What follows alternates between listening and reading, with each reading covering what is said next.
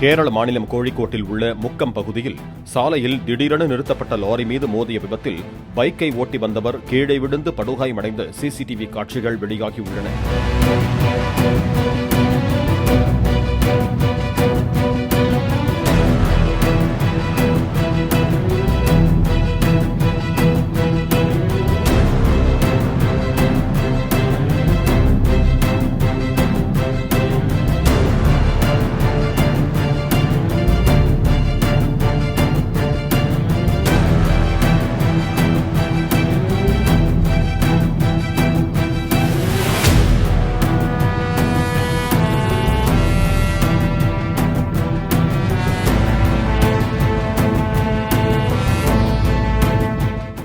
Play store மற்றும் app ஸ்டோரில் இருந்து பாலிமர் செயலியை QR கோடு மூலம் பதிவிறக்கம் செய்யுங்கள். செய்திகளை உடனுக்குடன் பெறுங்கள்.